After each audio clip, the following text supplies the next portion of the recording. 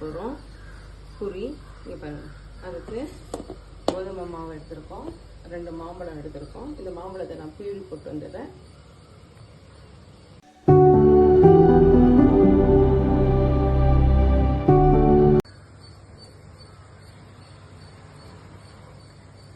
நல்லா ஸ்வீட்டாக பழமாக இருக்க மாம்பழம் எடுத்திங்கன்னா பூரி அவ்வளோ டேஸ்ட்டாக இருக்கும்.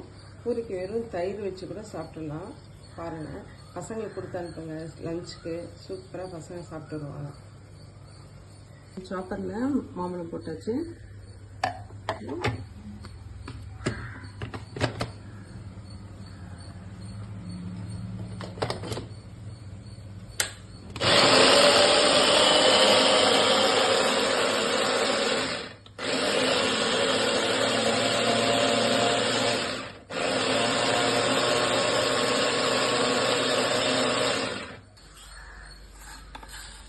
இது கருஞ்சீரகம்,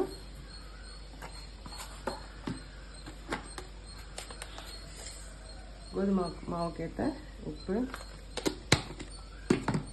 நம்ம மேங்கோ பூரி பண்ணோம் இல்லையா, அந்த பியூரி.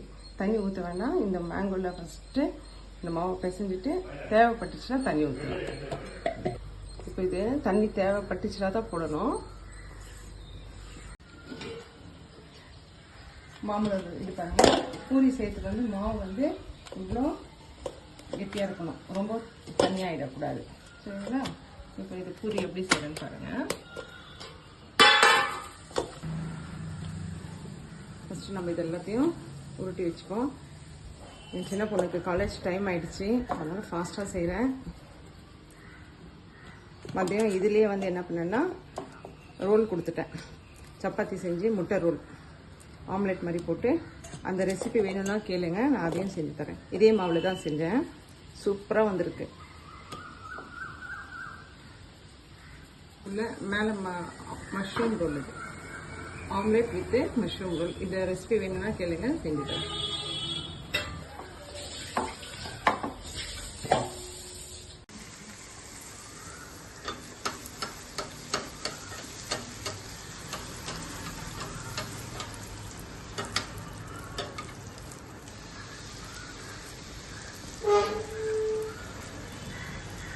நல்லா புஷ்ஷுன்னு தான் வரும். இதில் ரவை போடலை, ஒன்றும் போடலை. நிறைய திங்ஸ் நம்ம போட தேவையில்லை. கருஞ்சீரகம், மாவு, மாம்பழம், அவ்வளோதான். இது சூப்பராக வந்துருக்கு பாருங்க. மாம்பழம் பூரி மஷ்ரூம் தொக்கு ரெடி ஆயிடுச்சு. பிரேக்ஃபாஸ்ட் ரெடி ஆயிடுச்சு. உங்களுக்கு இந்த மஷ்ரூம் தொக்கு வேணும்னா கமெண்ட் பண்ணுங்கள். பசங்களுக்கெல்லாம் வந்து பூரி செஞ்சு கொடுத்துட்டேன்ப்பா. எனக்கும் எங்கள் வீட்டுக்காருக்கும் வந்து அதே மாவில் சப்பாத்தி செஞ்சிட்ருக்கேன், வித்தவுட் ஆயில்.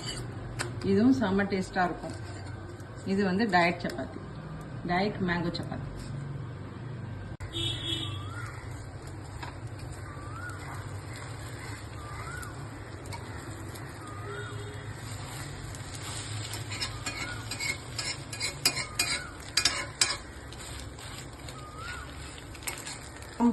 ஆம்லெட்டில் சப்பாத்தி உள்ளே வச்சு ஸ்டஃப் பண்ணி கொடுத்துட்டேன்.